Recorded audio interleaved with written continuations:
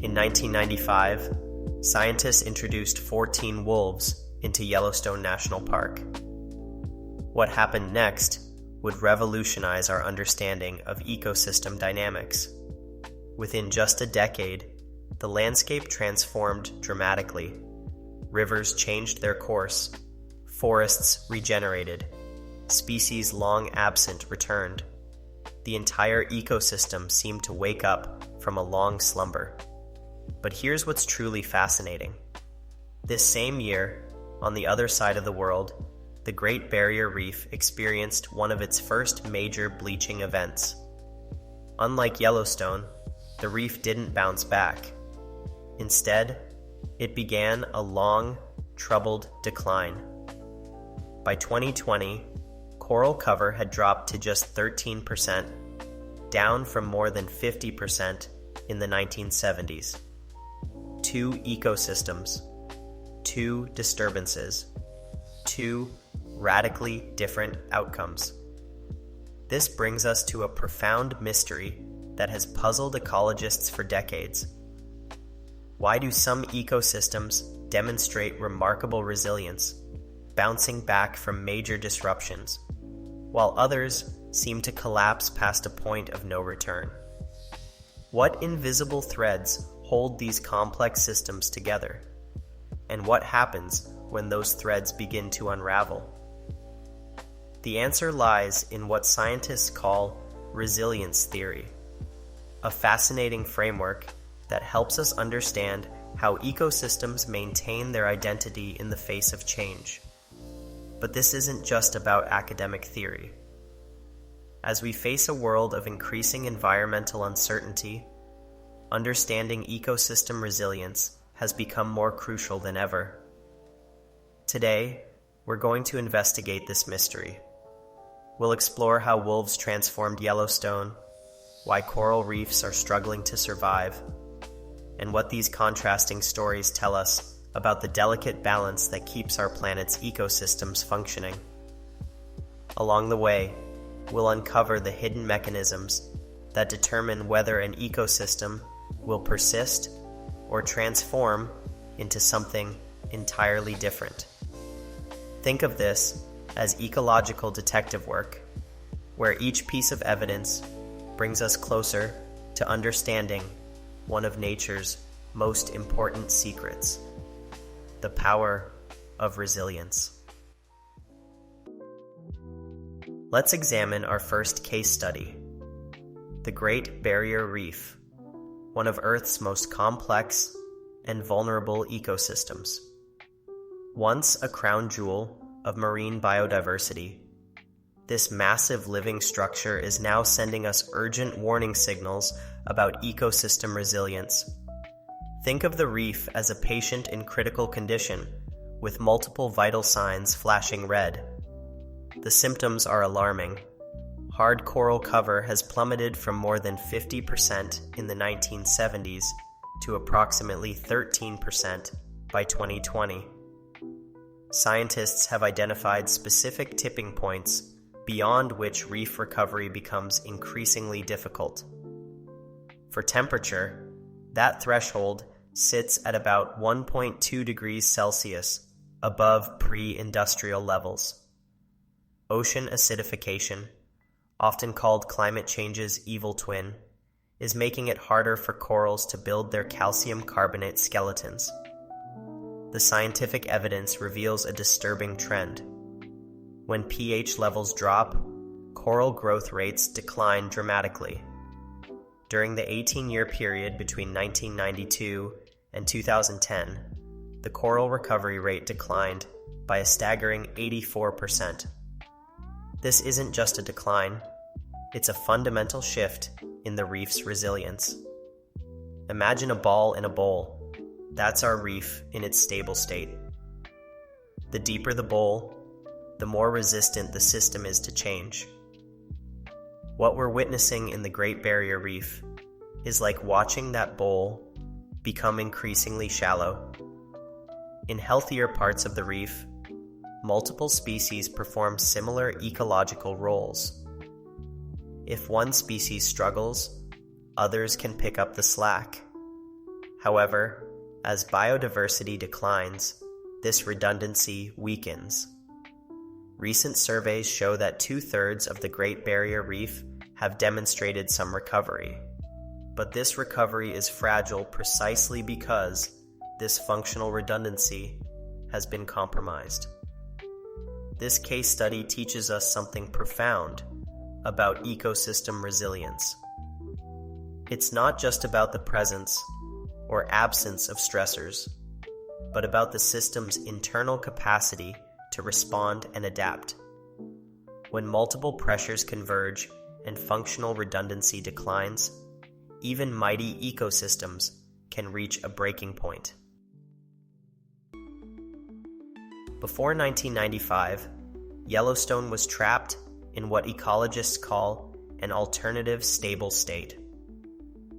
Without wolves, the ecosystem's top predator, elk populations, had exploded to approximately 30,000 animals. These large herds were essentially lawn mowers on legs, overgrazing the landscape with impunity. Young aspen and willow trees never had a chance to grow tall. Riverbanks eroded. Beavers disappeared.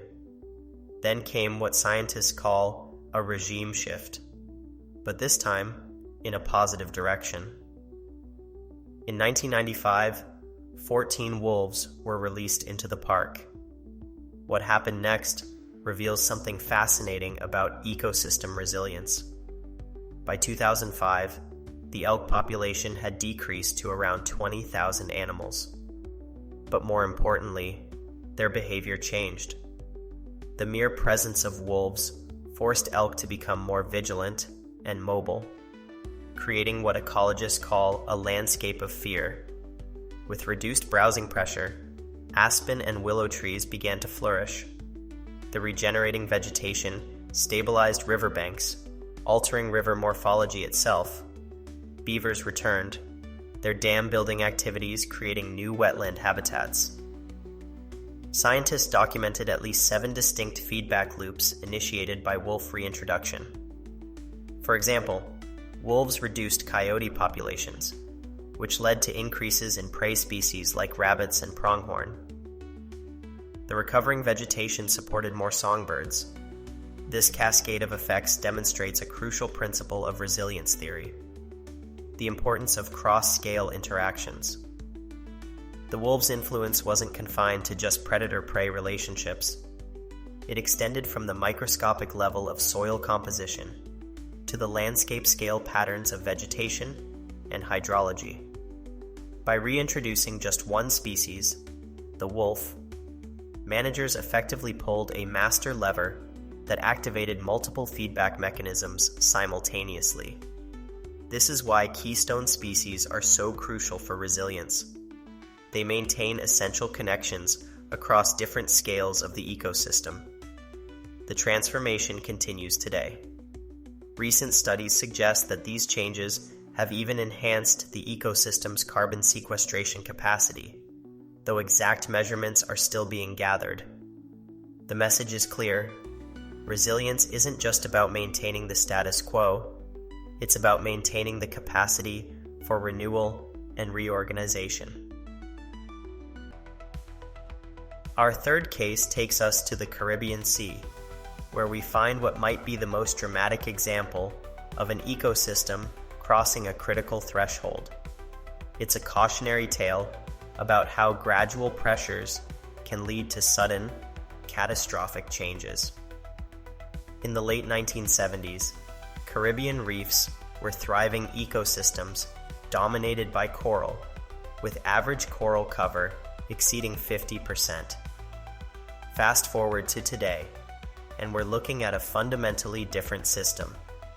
By 2020, coral cover had plummeted to just 13%, while macroalgal cover has skyrocketed to around 40% of the fore reef. But the most dramatic transformation occurred in Jamaica. By 1993, coral cover had plunged from 52% to a mere 3%, while fleshy, macroalgal cover exploded from less than 5% to over 92%. This wasn't just a decline, it was a complete regime shift into what scientists call an alternative stable state. So what triggered this ecological collapse? Like any good detective story, we're looking at multiple suspects working in concert. First came overfishing, which removed key herbivorous fish species that kept algae in check. Then, a mysterious disease decimated the sea urchin population in 1983, eliminating another crucial algae grazing species. When major hurricanes hit in the late 1980s, the weakened system couldn't recover. This case reveals something profound about ecosystem resilience, the importance of what scientists call slow variables. For decades, overfishing gradually reduced the functional redundancy of herbivorous species. Think of it like removing rivets from an airplane. The structure holds until suddenly it doesn't. Each lost species reduced the system's resilience until eventually, one more disturbance was enough to tip the entire ecosystem into an alternative state. The shift from coral to algal dominance demonstrates another crucial concept in resilience theory: hysteresis. Once an ecosystem shifts to an alternative stable state, simply removing the stressors that caused the shift isn't enough to restore it. The new algal-dominated state is self-reinforcing. Algae prevent coral larvae from settling and growing, while the lack of herbivorous fish allows algae to maintain their dominance. Perhaps most troubling is how this transformation has created what scientists call a poverty trap. The loss of coral affects fish populations, which impacts local fishing communities, leading to even more intensive fishing of the remaining fish, creating a downward spiral that's difficult to break. This case teaches us something crucial about resilience. Ecosystems can appear stable right up until they collapse. The Caribbean coral reef system maintained its basic function despite decades of overfishing and pollution. But like a game of Jenga, each removed piece weakened the structure until one final disturbance brought everything crashing down. What makes this case particularly valuable for understanding resilience is how it demonstrates the interaction between fast and slow variables. The fast variables, like hurricanes and disease outbreaks, delivered the knockout punch. But it was the slow variables, gradual overfishing, declining water quality, and loss of biodiversity, that set the stage for collapse.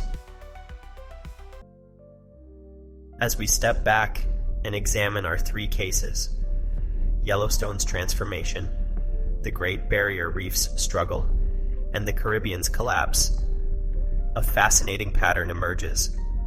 Like pieces of a puzzle, each case reveals different aspects of ecosystem resilience, and together they paint a complete picture of how natural systems maintain or lose their stability. Let's break down the evidence into four crucial components of resilience that scientists have identified. Think of these as the vital signs of ecosystem health. First, there's latitude, the amount of change a system can absorb before fundamentally transforming. The Great Barrier Reef demonstrates this perfectly. With multiple stressors pushing against its boundaries, the reef's latitude has narrowed. Our evidence shows that once temperatures exceed 1.2 degrees Celsius, above pre-industrial levels, the reef's ability to maintain its coral-dominated state begins to fail. This threshold represents the width of its stability basin. Second, we have resistance. How difficult it is to change the system. Yellowstone shows us what strong resistance looks like. Despite decades without wolves and significant overgrazing by elk, the basic structure of the ecosystem remained intact enough that reintroducing just one species, wolves, could trigger widespread recovery. In contrast, the Caribbean reefs show what happens when resistance is lost. By 1993, the shift from 52% coral cover to just 3%, replaced by 92% algal cover, demonstrates a system that had lost its ability to resist change. Third comes precariousness, how close the current system is to a threshold. The Great Barrier Reef data is particularly revealing here. Recent surveys show that while 2/3 of the reef has demonstrated some recovery, this recovery is fragile. Finally, there's panarchy, how interactions across different scales affect the system's overall resilience. The Yellowstone case provides our best evidence for this.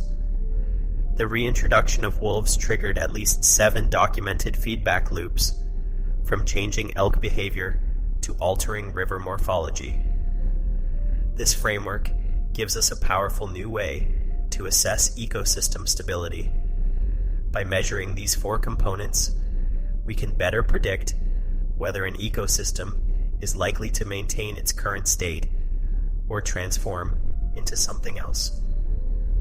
The breakthrough here is understanding that resilience isn't a single characteristic, but rather the interaction of these 4 components. It explains why the Great Barrier Reef, despite showing some recovery, remains vulnerable. Its latitude and resistance have been compromised by climate change and ocean acidification. This understanding gives us a new lens for conservation and ecosystem management. Instead of just focusing on individual species or specific threats, we need to consider how our actions affect all 4 components of resilience. Are we maintaining enough latitude for systems to absorb change? As our planet faces increasing environmental pressures, this framework becomes increasingly valuable. It's not just about preventing ecosystem collapse, it's about maintaining the capacity for renewal and reorganization in an uncertain future. We began our investigation with a mystery. Why do some ecosystems demonstrate remarkable resilience while others collapse? Through our examination of Yellowstone's transformation, the Great Barrier Reef struggles, and the Caribbean's dramatic shift, we've uncovered the complex mechanisms that determine ecosystem stability. Over 76% of the world's reef area has been impacted by bleaching since January 2023. Meanwhile, the reintroduction of just 14 wolves triggered the recovery of an entire ecosystem in Yellowstone. First, how would you apply resilience theory to predict whether your local ecosystem is approaching a tipping point? Think about the 4 components we discussed: latitude, resistance, precariousness, and anarchy. What warning signs would you look for? Second, what role do human activities play in either supporting or undermining ecosystem resilience?